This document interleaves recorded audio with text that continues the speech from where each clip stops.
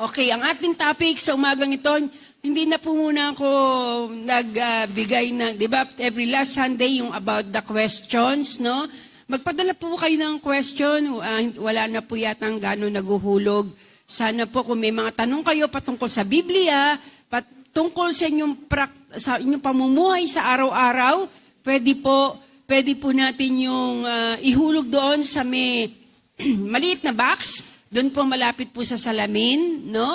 At sasagutin po natin yun every last Sunday of the month, yung mga katanungan ninyo na gusto nyong maliwanagan patungkol po sa Biblia at patungkol po sa salita ng Diyos. Pero sa umagang ito, meron mensahe na binigay ang Panginoon, kaya sana po lahat po tayo makinig at patuloyin natin sa ating mga pusong salita ng Diyos at ganapin po natin, no? Pagbulay-bulayin natin sa ating mga buhay, sa ating mga pagtulog bago tayo matulog at araw-araw pagbulay-bulayin natin ang kanyang salita. Okay, ang ating message ay, our faith will activate God's power. Our faith will activate God's power. Ibig sabihin, ang ating pananampalataya ay nagpapakilos sa kapangyarihan ng Diyos. Ulitin ko, ang ating pananampalataya ang nagpapakilos sa kapangyarihan ng Diyos, no? Okay. Sino po sa atin ngayon, kung tatanungin ko kayo na isang tanong, sino po sa inyo ang, alam niyo sa sarili niyo kayo tunay na may pananampalataya talaga sa Diyos? Magsabi ng malakas na Amen. Amen. Praise God, no? Tayo po lahat, sinasabi natin, may pananampalataya tayo sa Diyos. Okay, yung sinasabi kong pananampalataya dito is a true faith. Yung tunay na pananampalataya.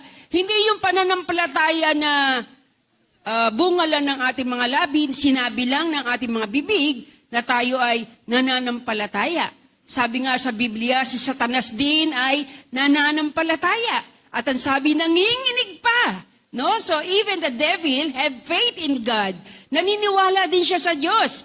Naniniwala din siya sa kapangyarihan ng Diyos. No? Pero dapat po, tayo pong mga mananampalataya niya ay tunay na mayroong totoong pananampalataya. No? Na mahigitan pa natin yung paniniwala at pananampalataya ni Satanas. Okay, maniwala tayo sa true faith. Meron tayong totoong pananampalataya, hindi lamang pananampalataya na ang Diyos ay nagpapatawad ng ating mga kasalanan. We believe that ang ating Diyos ay nagpapatawad ng ating kasalanan, na kailangan sa ating tinatawag na kaligtasan. Nananampalataya din tayo that faith that will going to provide our needs, na kaya ng Diyos na tugunin ang lahat ng ating mga pangangailangan. No? Sa buhay na ito, talagang dapat natin sampalatayanan na may isang Diyos na tumutugon ng ating mga pangangailangan sa buhay. No? Faith that God will heal our sicknesses and diseases. Pananampalataya na nagpapagaling ng ating mga sakit at karamdaman. Pananampalataya ng Diyos na naglilinis sa atin sa lahat ng ating mga karumihan. At habang tayo nagbabasa ng Biblia, kung tayo po'y nagbabasa ng Biblia at nakikinig na salita ng Diyos, tandaan po natin, ito po ang naobserbahan ko, na palagi pong binibigyan ng Diyos, ng ating Panginoon, ng halaga. Lagi niyang binibigyan ng diin ang patungkol sa pananampalataya.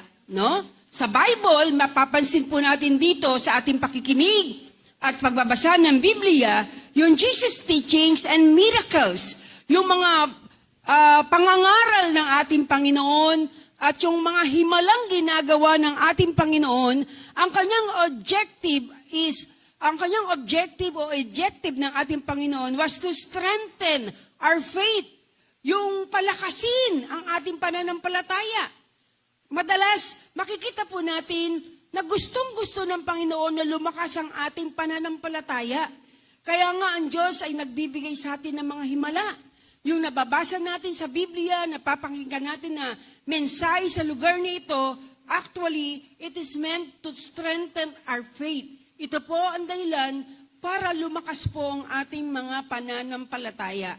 No? Kaya nga ang Panginoon hanggang ngayon ay gumagawa ng mga himala kagalingan na mga patotoo sa ating buhay upang palakasin ang ating pananampalataya. Sa Matthew 17:20, makikita po natin dito na pinagaling ng ating Panginoong Hesus ang isang tao na inaalihan ng demonyo o isang demon-possessed, no? At nilapit muna to inilapit yung mga demon-possessed na ito, inilapit sa kanyang mga alagad. Datapwat, yung mga alagad, hindi nila napalabas yung demonyo sa katawan ng tao na inilapit ng mahal nila sa buhay upang makalaya sa pagkaalipin ng mga demonyo, pero hindi napalabas ng mga alagad. Kaya nga sabi sa verse, sa bahagi ito ng kasulatan, tinanong si Jesus ng kanyang mga alagad, paano ba? Bakit mo napalabas? Kabat kami, hindi namin mapalabas ang mga demonyo na nasa katawan ng taong ito. At sabi sa verse 20, na sinabi ng Panginoon, sinagot niya ang mga disciple. Ang sabi ni Jesus sa mga disipulo, kung kayo'y may pananampalataya sa Diyos na sinlaki ng buto ng mustasa, maaari ninyong sabihin sa bundok na ito, lumipat ka roon at ito'y lilipat nga. Tunay na walang bagay na mahirap o walang bagay na hindi ninyo magagawa kung kayo'y may pananampalataya. Alam natin, ang butil ng mustasa ay napakaliit. Nakakita na po ba kayo ng seed of mustard o yung mustard seed? No? Kung nakakita po kayo ng mustard seed o buto ng mustasa, napakaliit po nito. Mga kasinliit o mas maliit pa sa buto ng kamatis. No? So napakaliit. Pero ang sabi ng Panginoon, kung magkaroon daw tayo ng pananampalataya na gaya man lang ng kasinliit ng butil ng mustasa, no? Sabi diyan, kaya daw natin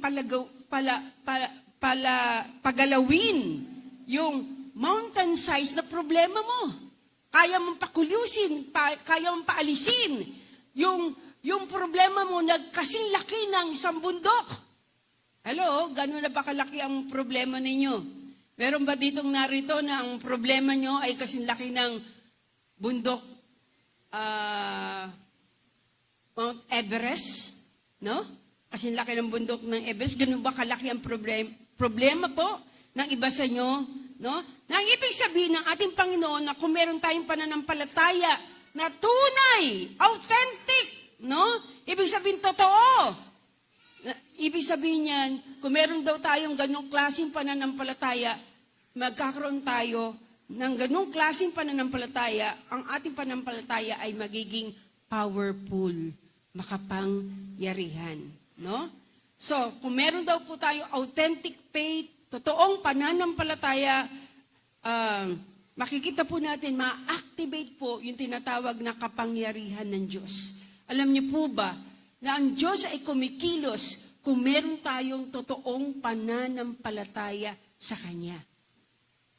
Ang kapangyarihan ng Diyos ay hindi nagbabago. He is always powerful. Siya ay laging makapangyarihan. At kung meron kang pananampalataya na kahit man lang kasinliit ng butil ng mustasa, pwede mong sabihin sa bundok na ito, pumaroon ka sa kabilang ibayo, mangyayari. Ibig sabihin, walang imposible kung meron tayong totoong pananampalataya.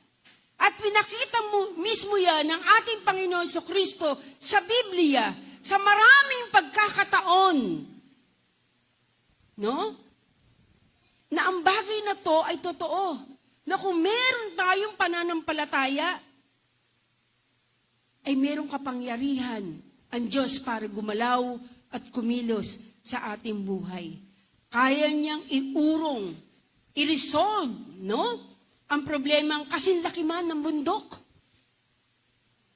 Kung napakalaki na yung problema, kung napakahirap na yung pinagdadaanan, tandaan nyo, hindi nagbabago ang Diyos. Si Jesus nagpalaya ng mga demonyo, si Jesus na nagbuhay kay Lazaro, si Jesus na gumawa ng dakilang himala, ay Diyos na pinaglilingkuran natin. At kung si Jesus ang pinaglilingkuran natin, at kung i-release mo ang pananampalataya mo sa Kanya, kaya ng Diyos gumalaw na muli at kumilos na muli sa ating mga buhay. Amen po ba? At tinitiyak ng Biblia, the Bible assured us, the scriptures assured us that God has the power na tuparin niya ang kanyang mga salita kung meron tayong malaking pananampalataya sa Kanya. So the secret is our faith, ang ating pananampalataya. Mga kapatid, hindi natin kayang i-prevent o pigilin ang mga bagyo. Hindi natin kayang pigilin na dumating sa buhay natin ang mga bagyo, ang mga spiritual storms. Hindi natin kayang pigilin na dumating sa buhay natin ang mababigat na problema. Ang mga sakit at karamdaman, hindi natin kayang pigilin yan. Pero anong kaya nating gawin?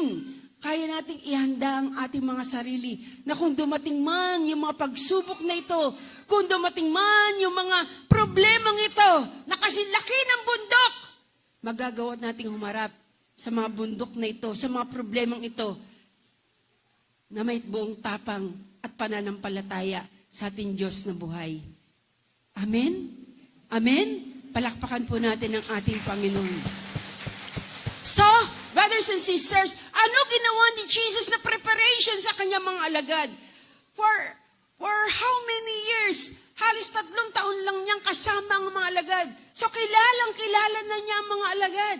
At sa mga alagad niya, merong naroroon na kahit kasama na siya araw-araw, pero napakaliit pa rin ang pananampalataya. He always rebuke. Lagi niyang nire-rebuke yung mga alagad niya. Ilan yung mga nasulat kong mga rebuke na ginawa ng Panginoon sa mga alagad niya dahil sa kanilang maliit na pananampalataya. Number 1, ang sabi dito, Matthew 17 verse 19, ang sabi ng mga alagad, ba't hindi namin mapalabas yung demonyong yun? Pero nang si Jesus, isang salita lang niya doon sa demonyo na nasa katawan ng lalaki, agad na lumabas at tumakbo yung demonyo. At ang sabi ng mga alagad, ba't kami hindi namin mapalabas? Ano dahilan? Verse 20, si Jesucristo ay nag-reply. Si Jesucristo ay sumagot. Ang sabi ni Jesus sa verse 20 ng Matthew 17, dahil sa maliit ang inyong pananampalataya. Because of your little faith. So, ibig sabihin, nakita ng Panginoon ang problema sa mga alagad. Kaya hindi nila mapalabas ang demonyo dahil maliit ang kanilang pananampalataya. Hindi mo alam kung gaano kalaki ang pananampalataya ng katabi mo. Tama po ba? Hindi natin alam kung gaano kalaki o kaliit ang pananampalataya, pero masusubok ang ating mga pananampalataya pag may dumating na pagsubok sa buhay natin. Pag may dumating na problema sa buhay natin. Pag may dumating na sakit at karamdaman sa buhay natin. Pag may dumating na malalaking bundok sa buhay natin. Dito masusukat kung gaano talaga kalaki o kaliit ang ating pananampalataya. At ang nasubok ang mga alagad. Ano ang sabi? Failure. Dahil sa maliit ang inyong pananampalataya. Pangalawa, Matthew 8:23-25. Ito yung pagkakataon na si Jesus at ang mga alagad ay nasa dagat. Sila'y naglalakbay. At si Jesus naroon sa dulo ng bangka na ang ginawa ay natutulog. At dumating yung malakas na ulan, dumating yung malakas na ihip ng hangin, dumating yung malakas na bagyo. Here comes the storms. At ang nangyari, yung mga alagad ay nagpanik dahil lulubog sila. Dahil napakalakas ng bagyo, napakalakas ng alon, hinahampas yung kanilang bangka at pwede na itaob ang kanilang bangka. Kaya ang nangyari, si Jesucristo ng oras na yon, nang may malakas na bagyo, nandun pa rin nasa dulo ng bangka, natutulog. Ano ginagawa? Natutulog. Mahimbing natutulog. Kung meron kang pananampalataya, kayong mo matulog kahit nasa gitna ka ng bagyo. Kahit nasa gitna ka ng pagsubok. Meron dito hindi na makatulog. Dahil sa punong-puno ka na punong-puno ng isipan mo ng mga problema. Iniisip mo, kailan ko mababayaran ang mga utang ko? Iniisip mo, ano gagawin ko sa problemang ito? Iniisip mo, gagaling pa ba ako? Ilan sa atin ang hindi na nakakatulog dahil sa mga spiritual storms na dumarating sa ating buhay. Pero si Jesus, dahil siya'y merong malaking pananampalataya, siya'y nakakatulog kahit may nasa gitna siya ng malakas na bagyo. At ito yung mga alagad niya na kanyang tinuruan ng kanyang prinsipyo, na kanyang tinuruan ng salita ng Diyos. Nagpapanik na sila. Hello, Lord, ano gagawin namin? Mamamatay na kami, mamamatay tayo. Gising ka, Panginoon! Ginising nila ang ating Panginoon sa gitna ng pagkakatulog na mahimbing ng ating Panginoon at nang sabi nila, Panginoon, iligtas mo kami, mamamatay tayo, mamamatay kami, Panginoon. At ang Panginoong Jesus ay tumayo. At ang sinabi niya, bakit kayo natatakot? Bakit kayo natatakot? Hello! May problema ka bang kinaharap? Bakit ka natatakot? Napakalaki na ba ng bayarin mo? Iniisip mo na mababayaran yung mga utang mo? Bakit ka natatakot? Sabi ba ng doktor, may malalakang sakit? Bakit ka natatakot? Hello? Sabihin mo nga sa katabi mo, bakit ka natatakot? Sabihin mo sa kanya, bakit ka natatakot? No? Sabi ng Panginoon, bakit kayo natatakot? Napakaliit na inyong pananampalataya. Minsan dumadating sa atin takot. Pag mayroong isang news, isang balita na dumating sa atin na hindi natin matanggap. Pero brothers and sisters, pinakikilala ko sa inyo, meron tayong Diyos na buhay at makapangyarihan. Ang sabi ng Panginoon sa iyo, bakit ka natatakot? Wala ka bang Diyos? Sino sa inyo may Diyos? Magsabi ng praise the Lord. Magsabi ng hallelujah. Kung may Diyos ka, hindi ka matakot. Dapat matakot. Ano man kinaharap mo ngayon, hindi mo dapat katakot. Pinagtagumpayan na yan ng Panginoong Jesucristo sa krus ng Kalbaryo. Amen? Amen! Ang sabi ng Panginoon, bakit kayo natatakot? Napakaliit naman na inyong pananampalataya. And Jesus rebuked the storm. Sinabi ni Jesus, hangin, tumigil ka. Ulan, pumayapa ka. Dagat, manahimik ka. At nagulat ang mga alagad. Sa verse 27, ano ang sabi? Ano kayang uri ng taong ito? Maging ang hangin at ang mga alon ay sumusunod sa Kanya. Why? Dahil makapangyarihan ang ating Diyos. At ang Diyos, at si Jesus na kasama ng mga alagad noon, si Jesus rin ang nasa puso mo. Amen? Amen. Amen. Bakit ba? Hindi na pumalakpak. Lahat po tayo palakpakan natin ang Panginoon. Si Jesus ang pinapalakpakan natin dito. Walang sino man pinapalakpakan, kundi ang ating Panginoon. Kung palakpakan man natin ang tao dahil nag-special number siya, pinapalakpakan natin ang Panginoon dahil hinipo siya ng Panginoon na maging malakas ang kanyang loob sa pagpapaawit, na umawit para sa Diyos, na magpatotoo para sa Panginoon. No? Ayan, pangalawa na yan. Na sinabi ng Panginoon, bakit napakaliit ng inyong pananampalataya? Pangatlo, Matthew 14:31. Sinabi ni Jesus kay Pedro, ito yung time na kung saan si Jesucristo ay naiwan ng mga alagad. Pinauna niya yung mga alagad, mauna na kayo. Kasi nananalangin pa si Jesus sa bundok. Nakikipag-usap pa siya sa Ama.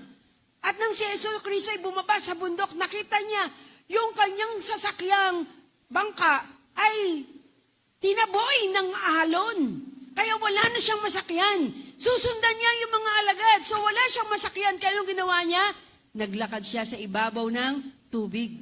At nang makita ng mga alagad na tila tao yung naglalakad sa ibabaw ng tubig dahil alam nila na walang taong sino man tao na makakalakad sa ibabaw ng tubig. Amen? Kaya na ang sigaw nila, sabay-sabay sila, puros 12 alagad, nasa alto ang boses. Tama? Alto ba? No? Sabay-sabay silang sumigaw. Ano sabi nila? Multo! Kasi nasa alto eh. Multo! Multo! Multo! Natakot sila. Akala nila multo. Pero ang sabi ni Jesus, huwag kayong matakot. Ako nga. At ang sabi ni Pedro, na malakas ang loob sa lahat ng mga alagad, si Pedro, ang sabi ni Pedro, Panginoon, kung ikaw nga, paparyanin mo ako sa ibabaw ng tubig. At ang sabi ni Jesus, halika! At si Pedro ay nakalakad sa ibabaw ng tubig. Pero nang makita niya yung naglalakihang alon, unti-unti siyang natakot at unti-unting palubog ng palubog ng palubog. At sinabi ni Pedro, no? Ano ang sabi ni Pedro? Panginoon, tulungan mo ako. Ano ang sabi ni Jesus kay Pedro? Bakit ka nag-aalinlangan? Napakaliit ng iyong pananampalataya. Tingnan nyo, ang sabi ni Jesus kay Pedro, napakaliit ng iyong pananampalataya. Dahil naranasan niya maglakad sa ibabaw ng tubig nung una. Nung nakatingin siya kay Jesus, nanatili siya sa ibabaw ng tubig. Datapot, nang siya'y lumingon at nakita niya yung naglalakihang alon, nang wala yung focus niya sa Panginoon. Kaya mga kapatid, sa Panginoon lang tayo tumingin. Dahil gusto ni Satanas na mawala yung focus natin sa kay Jesus para tayo matakot at unti-unting mawala at lumubog ang ating pananampalataya. Amen po ba? Kaya nasabi ng Panginoon kay Pedro, bakit ka nag-aalinlangan? Napakaliit ng iyong pananampalataya. Hello! Yan ang problema eh. Kaya tayo sa mga pagsubok sa buhay, sa mga sakit at karamdaman, sa mga napakalaking mga problema na dumarating sa ating buhay, kaya alam nyo, hindi tayo makakilos, napaparalyze tayo. Hello? Sino dito may mabibigat na problema? Sino dito may mga mabibigat na sakit at karamdaman? Minsan ipaparalyze ka niyan, tandaan nyo. Naranasan ko yan. Naranasan ko yan nung ako'y nagkasakit. Nung ako'y nagkasakit, halos talagang nawalan na ako ng gana. Hindi na ako masaya.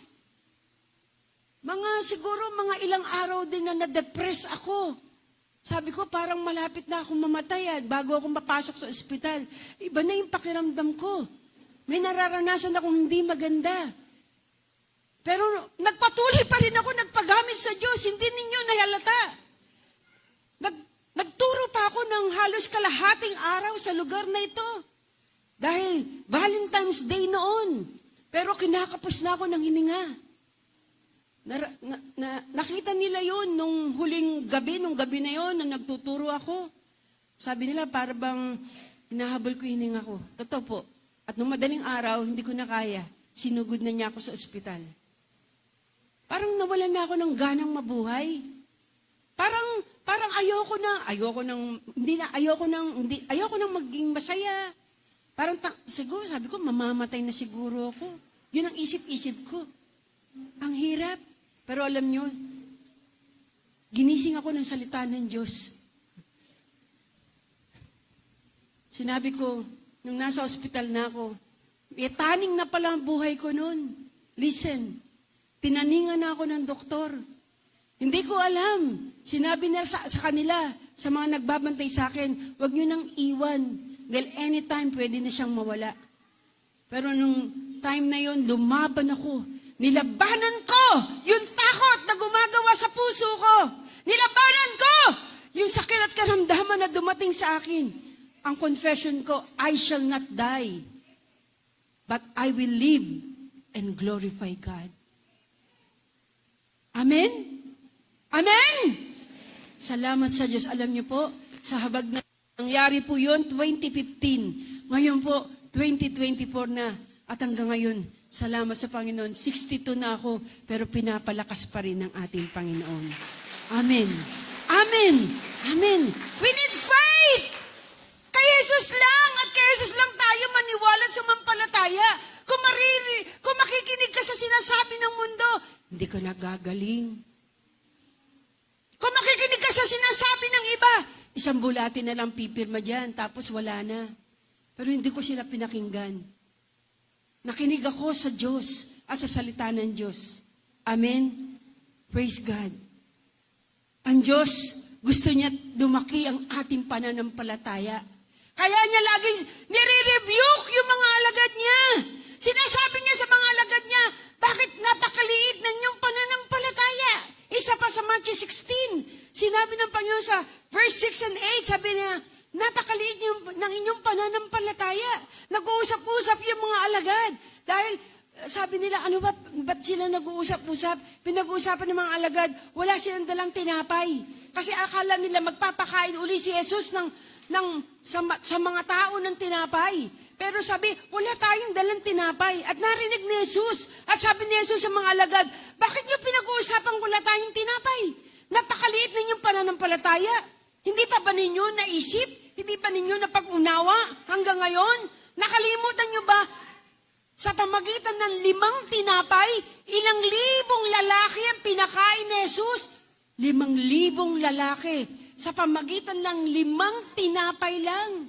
At ang sumobra, nang ginadar yung mga sumobrang tinapay, naka-12 bakol sila, naka-12 basket pa sila.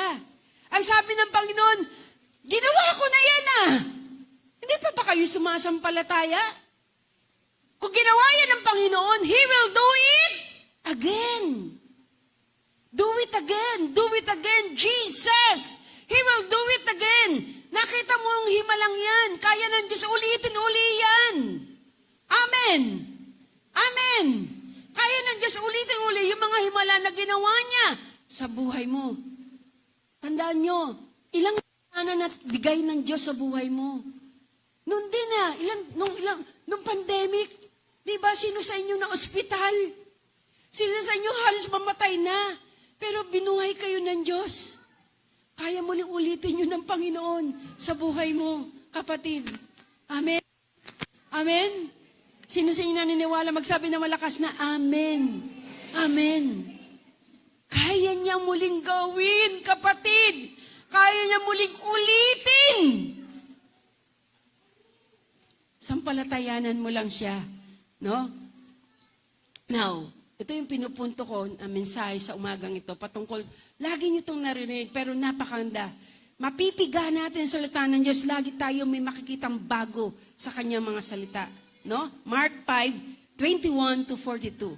Ito ay patungkol kay Jesus na kung saan sinundo siya ni Jairus. Na si Jairus ay nanikluhod kay Jesucristo. Na sinabi niya, tulungan mo ako. Diyos ko, Panginoon, ang aking anak na babae ay naghihingalo. 12 years old, no? Yung babaeng kanyang anak ay mayroong sakit at karamdaman, no? So, ang sabi niya, paparoon ako sa iyong bahay. Sabi niya kay Jairus, sige, sasama ako sa iyo. Pero along the way, nang si Jesucristo ay naglalakad at kasama niya si Jairus, papunta na siya sa bahay nila Jairus upang pagalingin, ipag-pray yung kanyang anak na 12 taon na nasa bingit ng kamatayan. Okay, pero sa daan, nang sila'y nasa daan, naantala si Jesus at si Jairo kasi may isang babae doon. Na isang babae na 12 taon nang dinudugo. Hello? Sino sa inyo nakaranas ng ganitong kalagayan? May isa tayong kapatid ganito nakalaya din siya. Dinudugo siya. Ito ay 12 taon, hindi days. Hindi araw ang bibilangin. Hindi buwan ang bibilangin, kundi taon. 12 taon na siyang dinudugo. Ibig sabihin, bleeding. Paulit-ulit yun. Walang hinto, no? Ibig sabihin, kung huminto man, susunod na araw, duduguin pa rin siya. Ang hirap ng ganun sakit. Siguro, parang patpati na itong babaeng na ito. 12 taon na niyang nararanasan itong sakit at karamdaman na to. Anong sabi sa verse 26, itong babaeng ito, sa gitna ng maraming tao, sabi, itong babaeng ito ay hirap na siya sa kanyang sakit. Sabi sa verse 26, hirap na siya sa sakit niya at marami ng doktor tumuri sa kanya. So, ibig sabihin, naubos na siguro niya yung mga doktor doon sa kanilang bayan. Lahat ng doktor, napuntahan na niya. Nasuri na siya. No? Naubos lang kanya mga ari-arian sa pagpapagamot. Ngunit, ito ang pinakamahirap na parte. Ngunit, hindi pa rin siya gumagaling. Kundi bagkus, palubha pa ng palubha ang kanyang kalagayan. Tingnan niyo to kapatid, tumingin kayo dito. Tingnan niyo po yung kalagayan ng babaeng ito. No? Hirap na siya sa kanyang sakit. Naubos na ang kanyang mga ari-arian dahil sa pagpapagamot. At sa bandang huli, hindi pa rin siya guminhawa. Hindi siya nakatanggap ng kagalingan, kundi lalo pa rin salip, lalong lumalala ang kanyang kalagayan. Hindi lang 1 buwan, hindi lang 10 buwan, hindi lang 5 taon, kundi 12 taon niyang nararanasan itong sakit at karamdamang ito. At minsan, the more you hope, mentras na ikaw ay umaasa sa iyong kagalingan, hindi mo masumpungan ang kagalingan.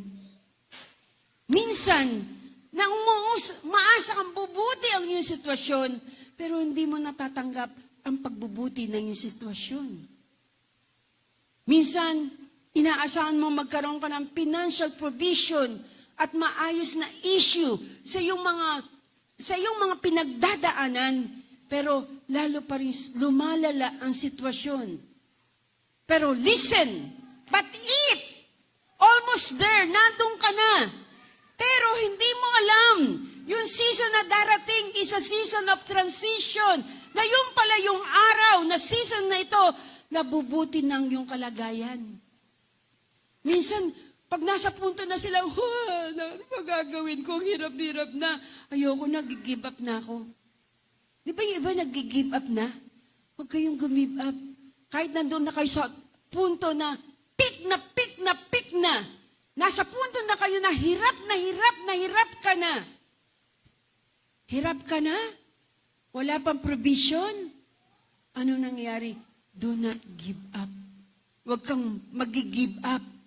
Dahil parating na yung pagbuti ng buhay. Yung malay mo, sa susunod na linggo,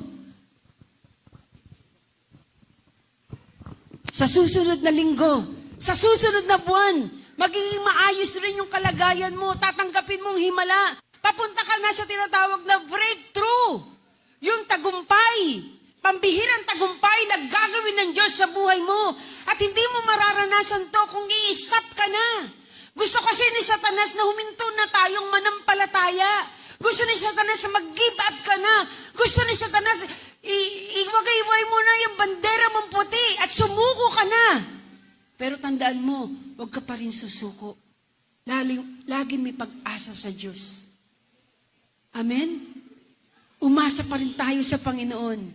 Alam ni Satanas, dahil pagka umasa ka at sumampalataya sa Panginoon, hindi siya magtatagumpay. Kaya ginagawa niya, tinatakot tayo. Kaya ginagawa niya, inaalis niya yung pag-asa natin. Kaya ginagawa niya, binibigyan niya tayo ng depression. Kung anong-anong kaisipan. Pero tandaan natin, the devil is always a liar. Lagi siyang sinungaling. Salansangin mo siya, Satanas, hindi kita kailangan. Ikaw sinungaling, alam ko, gagaling ako. Alam ko, mapapayaran ko mga utang ko. Alam ko, tutulungan ako ng aking Diyos sa mga problemang kinaharap ko. Tama po ba? Huwag tayong bibigay. Huwag tayong madaling sumuko. Hanggang buhay ang tao may pag-asa sa Diyos. Amen? Umasa pa rin tayo sa Panginoon.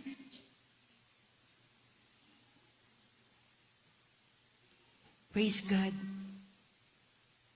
Hindi nyo ba alam na pinagpaplanuhan ng devil yung buhay natin? Gusto nyo tayong wasakin, patayin, at nakawan. Pero huwag kang bibigay. Sinasabi ng Diyos sa'yo, never give up. Don't quit. Never give up. Kahit humihirap na yung sitwasyon. Kahit pahirap ng pahirap yung sitwasyon. Kahit paikli na lang yung panahon. Huwag kang mag-give up. I-push mo pa rin ang iyong pananampalataya sa Diyos. Why? Because God is in your side. Kailan ka iniwan ng Diyos? Tanong mo sa katabi mo, kailan ka ba iniwan ng Diyos? Hindi tayo iniiwan ng ating Panginoon. Ang Diyos lang ang makakapagligtas sa atin kahit nasa bingit na tayo ng isang sitwasyong hindi mabuti. Meron tayong Diyos na handa tayong ligtas sa bawat sitwasyong pinagdadaanan natin. Amen? Amen? Palakpakan po natin ang ating Diyos. Huwag tayo masyadong dumepende sa mundong ito. Minsan, pag tayo dumepende sa mundong ito,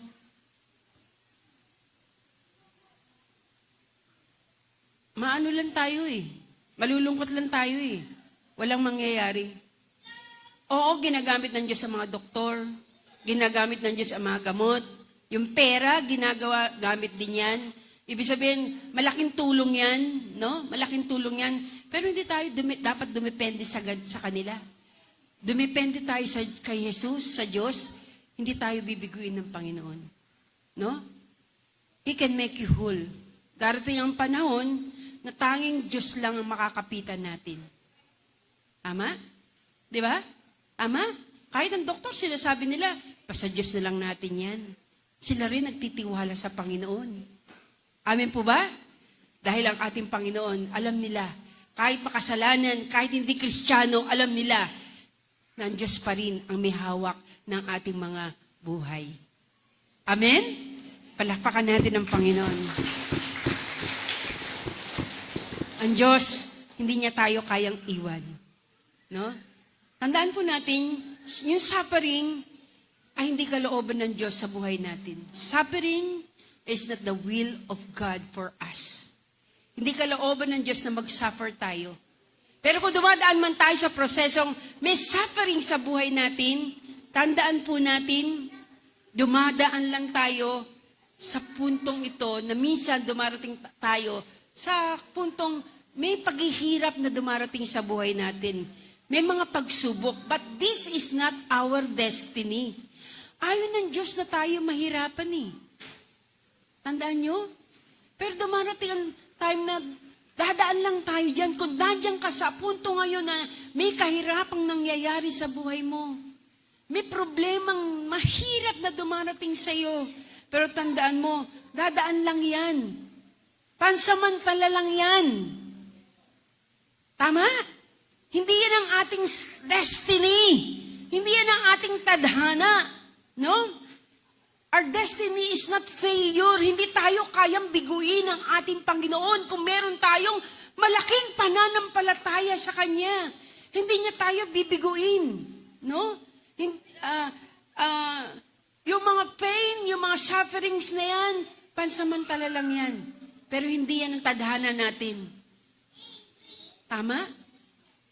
No? Si Job. Bibigyan ko kayo ng example. Si Job, naranasan niya nang mawala ang lahat ng bagay sa kanyang buhay. Nawala ang kanyang mga ari-arian, nawala ang kanyang mga anak, nawala yung good health sa kanya, nagkaroon siya ng mga sakit at karamdaman. Lahat nawala sa kanya. Pero ano ginawa ni Job? Umasa pa rin siya sa Panginoon. Yung kanyang asawa lang ang hindi nawala sa kanya. Bakit hindi nawala yung asawa niya? Ano? Yung pala yung asawa niya, ginamit ni Satanas sa kanya. Ano sabi ng asawa niya? Sumpain mo na ang Diyos mo! Dahil sa mga nararanasan mo na yan, sumpain mo na ang Diyos mo! No? Yung mga kaibigan niya dati na dating kaibigan niya na malapit sa kanya dahil noon marami pa siyang pera. Pero nung time na yon, nung walang-wala na siya, nasa banig na siya ng karamdaman, sila rin ay tumutuyak kay Job. Siguro malaki ang kasalanan mo sa Diyos, kaya ka nagkaganyan.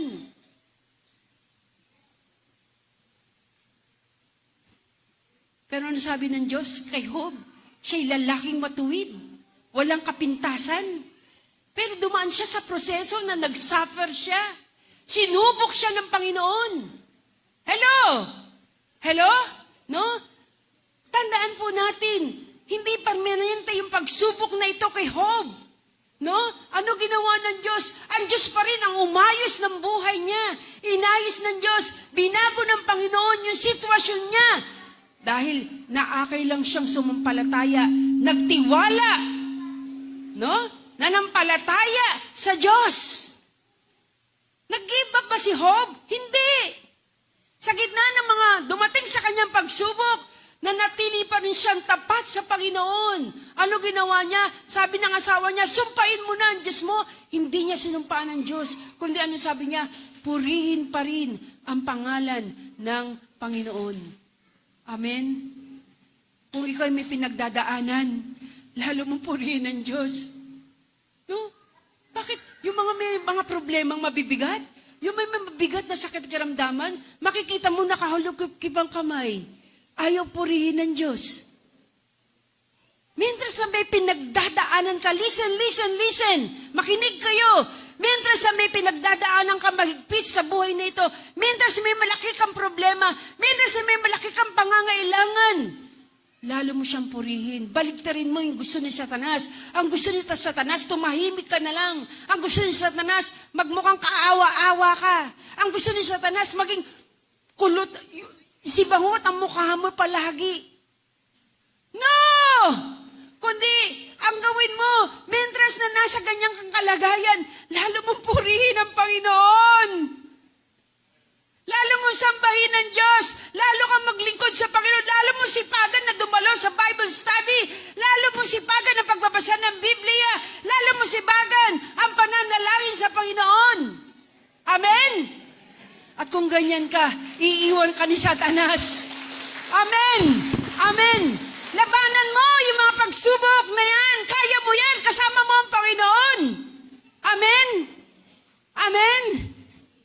Tinutong babae na to. Listen, ano ginawa ng babaeng to na dinudugo for 12 years? Ano ang sabi niya? Sa verse 27, listen, may makukuha tayong napakagandang revelation dito. Verse 27, nabalitaan niya tungkol kay Jesus, kaya't nakipagsiksikan siya hanggang sa malapit siya sa likuran ni Jesus at hinipo ang damit niya. Alam niyo itong babaeng to? Ang daming tao nakikipagsiksikan siya, babaeng tao siya. Nakipagsiksikan siya dahil ang sabi niya, ito ang pananampalataya niya. Listen, ito ang pananampalataya niya. Ang sabi niya, mahawakan ko lang ang dulo ng laylayan ng damit ni Jesus, gagaling ako. Ulitin ko, ano yung faith niya? Mahawakan ko lang yung dulo ng damit ni Jesus, gagaling ako. At yung babae ito ay masyadong desperado. Alam niyo kung bakit gaano siya kadesperado? Sinasabi sa ibang bahagi ng kasulatan, sa ibang version, ang sinasabi doon, willing siya na kahit gumapang siya, marating lang niya ang kinalalagyan ni Jesus para mahipo niya ang damit at laylayan ni Jesus para siya gumaling. Biruin niyo? Okay sa kanya, willing siya, gagawin niya ang lahat ng paraan para lang siya gumaling. Ang sabi niya, mahipo ko lang yung damit ng laylayan ni Jesus, gagaling ako.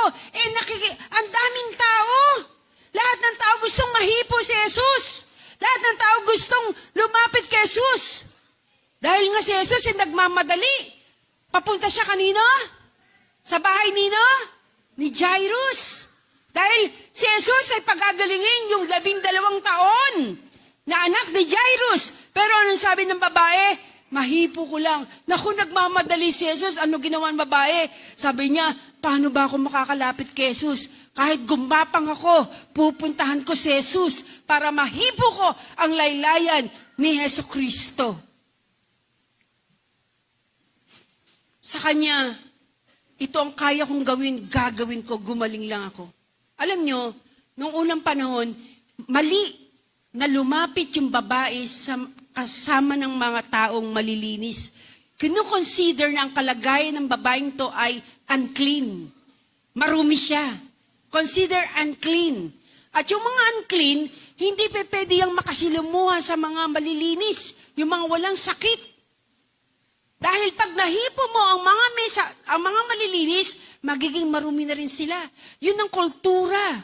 Yun ang law, batas ng mga Hudyo nung unang panahon. Pero anong sabi? Itong babae ito ay nagnanais na lumapit kay Jesus. Lahat ng barriers, hadlang, inalis niya, malapit lang siya sa Panginoon. No? Mali, nahipuin niya si Jesus is a no, no, no. Bakit? Pwede siyang batuhin. Kasi batas nila yon. Di ba alam niyo yun, yung mga ketong, dapat nasa bundok sila? Yung mga may ketong, bago yung mga ketongin, pag sila ibababa ng bundok, sumisigaw sila. Ano sasabihin nila? Ano sinasabi ng mga may ketong? May ketong kami, lumayo kayo, kasi mahahawa sila eh. Itong babaeng ito, dapat sumisigaw siya. Marumi ako, huwag kayong lumapit sa akin. Pero hindi niya ginawa kasi baka pigilan siya na lumapit kay Jesus. Pero yun ang pananampalataya niya. Na ang sabi niya, mahipo ko lang yung dulo ng laylayan ni Jesus, gagaling ako. Pero ano nangyari sa kalagayan ni Jesus? Noon, pag hinipo mo yung malinis, yung malinis ay magiging marumi. Pero sa kalagayan ni Jesus, nang hinipunan niya si Jesus ay hindi naging marumi, kundi naging baliktad. Siya na marumi ay naging malinis. Bakit? Sinong hinipo niya? Si Hesus Kristo. Bakit? Tandaan nyo, bakit niya hinawakan ng si Jesus? Kahit alam niyang bawal, kahit alam niyang illegal, kahit alam niyang yung batas nila, alam niya. Bakit niya hinipo si Jesus? Dahil alam ng babaeng to, wala na siyang mahawakan eh. Wala na siyang malalapitan. Nilalayuan na siya at pinandiririhan ng mga tao. No, actually, mabaho yung mga dinugo. Pero, ginawa niya lahat ng paraan para gumaling siya. Nakasilumuha siya sa crowd, sa mga tao para makalapit kay Jesus. No? At anong nangyari nang malapit na siya kay Jesus, hinawakan niya ang damit ni Jesus. Sabi niya, ito na lang ang pagkakataon ko. Ito na lang ang pag-aasa na nasa akin na pag nahawakan ko ang laylayan ni Jesus, gagaling ako. At alam niyo nangyari? Ang babaeng ito ay hinawakan niya ang dulo ng laylayan, ang laylayan ng damit ni Hesus Kristo. No? At ano nangyari sa verse 28? Para sa kanya, mahawakan lang niya ang damit, okay na sa kanya. Verse 29, Mark 5:29, and immediately, sabi natin lahat, immediately. Sabi natin lahat, malakas, immediately. Immediately, the fountain of her blood was dried up, and she felt in her body that she was healed of the affliction. Nung oras ding yon, immediately, nang oras ding yon, nawala ang kanyang pagdurugo. Sabi ba sa'yo ng doktor, wala ka ng pag-asa? Sabi ba ng kapitbahay mo, wala ka nang magagawa sa mga utang mo? Sabi ba ng kumari mo, hindi mo na malalampasan yung mga problemang yan? May nagsabi ba sa'yo, mamamatay ka ng mahirap?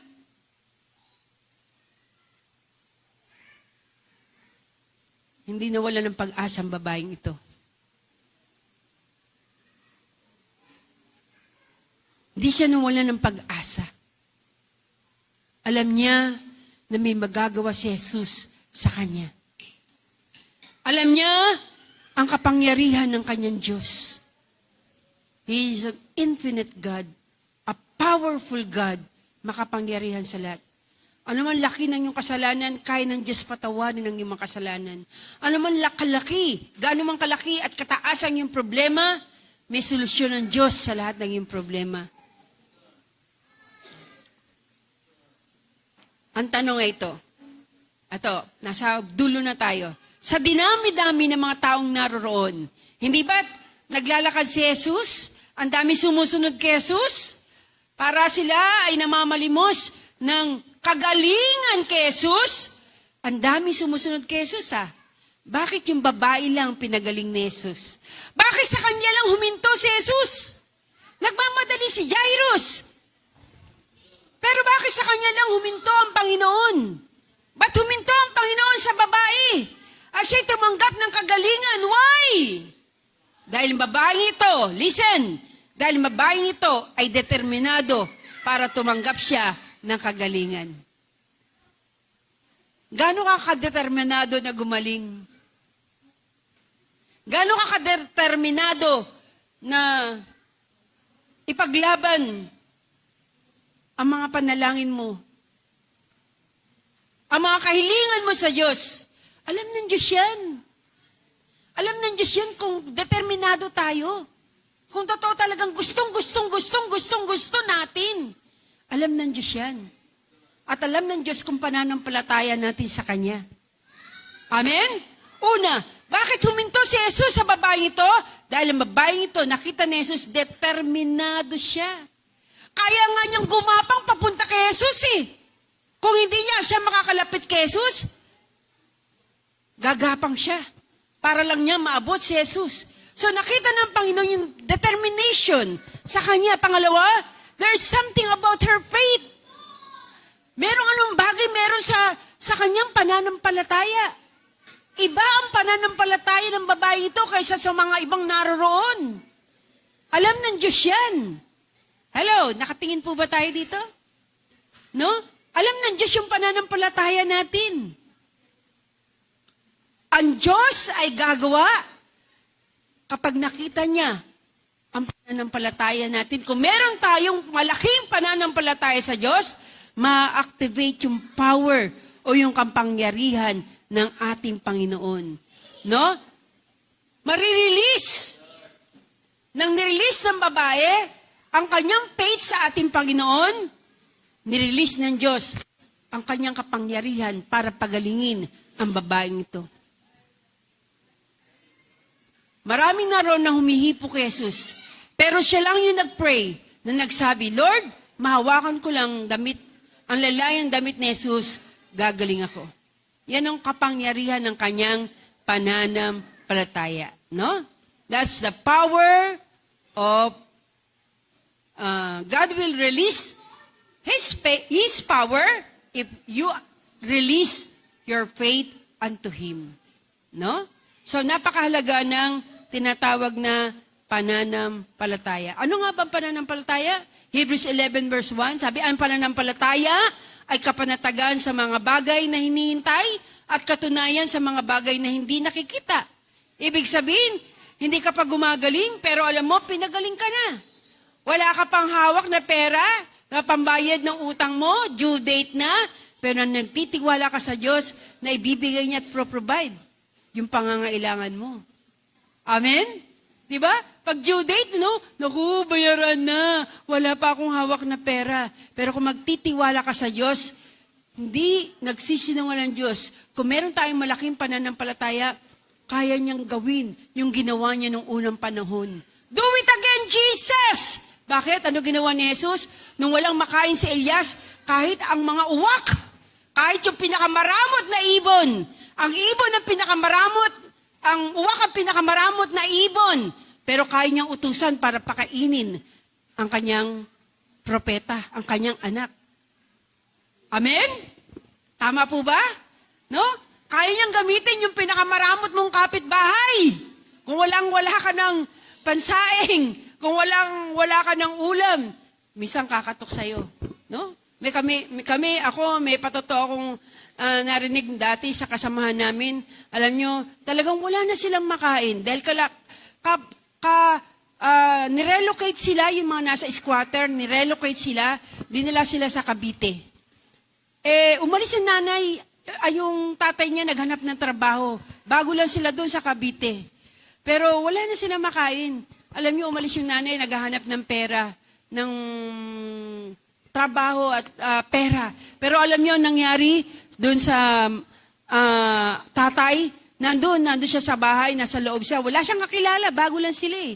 Sabi niya, alam nyo, nag-pray siya, Diyos ko, di ba sinabi mo sa iyong salita, hindi mo kami pababayaan, hindi mo kami iiwan?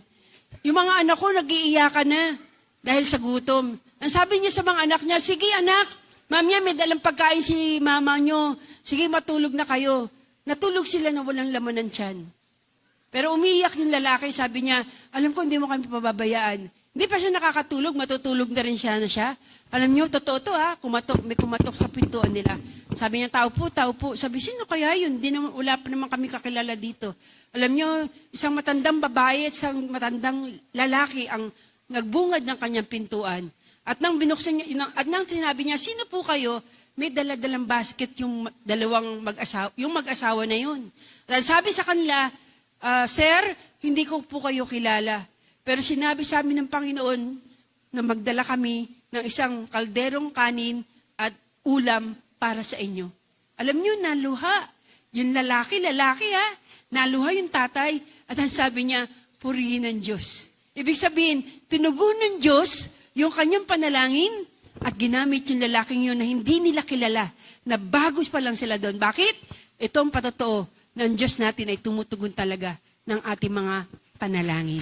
Amen? Amen? If you have faith, kung meron lang tayong pananampalataya, ano ang sabi niya? Diyos ko, naniniwala ako sa iyong salita. Sinabi mo, hindi mo kami pababayaan. Kaya nga, kayang gamitin ng Diyos kahit hindi mo kilala. Kayang gamitin ng Diyos ang mga ibon para pakainin ka. Baliktad, tayo nagpapakain sa ibon. Pero noong oras na yon, dahil sinusunod ng Diyos ang kanyang salita na hindi siya nagpapabayang Diyos, kahit ibon, papakainin ka. Amen? Kahit ang mga donkey, pwede mag-utusan ng Diyos para bigyan ka ng sasakyan. Amen? Yun ang tinatawag na pananampalataya. At kung may pananampalataya tayo, walang makakapigil sa atin, no? Sa Luke 8:45, kasi tapos na sa Mark 5 eh. Pero dinugtungan yun sa Luke 8. Sabi sa Luke 8:45, sabi ni Jesus, who touched me? Sino humipo sa akin? Sabi ni Pedro, Lord, ang daming tao, siyempre may hihipo sa inyo. Siyempre may hahawak sa inyo. Pero ang sabi ni Jesus, sa verse 46, someone deliberately touched me. Ibig sabihin, may taong talagang sinadya na hawakan ako dahil may lumabas na kapangyarihan sa akin, sabi ni Jesus. Who touched me? No? Siguro itong babaeng ito, ayaw niya magsalita kasi illegal yung ginawa niya eh. Siya'y unclean, pero hinawakan niya si Jesus. No? Naantala si Jesus, naantala si Jairo. Pero anong sabi, mga kapatid, handang huminto ang Diyos sa iyo, kahit sa umagang ito, para dinggin ang iyong panalangin. Amen?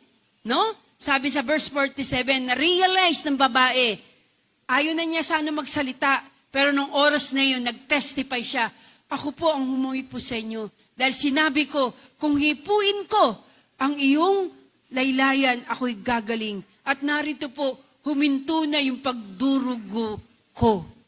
At ang sabi sa verse 48 ng Luke 8, ano sabi sa, tapos na po tayo? Patapos na po tayo? Luke 8, verse 48, sabi po sa talatang 48, kaya sinabi sa kanya Jesus, anak, pinagaling ka ng iyong pananampalataya, umuwi ka ng payapa. Ano daw ang nagpagaling sa kanya? Ang kanyang pananampalataya. Kaya napakahalaga na meron tayong malaking pananampalataya sa Diyos. Dahil kung meron tayong malaking pananampalataya sa Diyos, kaya ng Diyos gumalaw at kumilos sa buhay natin. No? Tandaan nyo, pwedeng iwan ni Jesus ang lamang ginagawa niya. He is not too busy para dinggin ang iyong mga kahilingan, ng iyong mga panalangin. Gusto ng Diyos lumakas ang iyong pananampalataya. Gusto ng Diyos na tumanggap ka ng hinihiling mo sa Kanya. Kailangan lang magkaroon ka ng malaking pananampalataya. Sinong Diyos ang hindi nagnanais na gumaling tayo? Sinong Diyos ang nagnanais na hindi magnanais na tulungan ka sa iyong mga utang? Tulungan ka na magkaroon ka ng puhunan. Tulungan ka sa mabibigat mong problema. Sabi ng Panginoon sa babae, go in peace. Umalis ka ng payapa. Gusto ng Diyos na magkaroon tayo ng kapayapaan. Amen? Sino sa inyo walang kapayapaan ngayon? Dahil ang dami niyong iniintindi. Ang dami niyong bayarin. Ang dami niyong problema. May sakit at karamdaman ka pa. Iniintindi mo. Tandaan mo. Sa umagang ito, pwede ka magpahinga sa Panginoon. You can rest in God because Jesus is in control. Ang specialty ni Jesus ay gumawa ng himala. At hanggang sa mga araw nito, gumagawa po siya ng himala. Tandaan mo, help is on the way. Narito na ang saklolo ng Panginoon. Handa kang saklolohan ng ating Diyos. Magpasaklolo ka. Tandaan mo na makapangyarihan ang Diyos na pinaglilingkuran mo. He is our way maker, miracle worker. No? And all things are possible to Him. Just believe and have faith in Him. Handa na po ba kayo? Handa na po ba kayo? Mga kapatid, yung magsabi lang ng amen, parang hindi kayo handa. Paano kayo bibigyan ng biyaya ng Diyos kung amen lang, hindi nyo masabi? Handa na po ba tayo na tumanggap ng dakilang bagay mula sa Panginoon? Totoong-totoo na, Lord, I'm ready na tumanggap ng dakilang bagay mula sa iyo.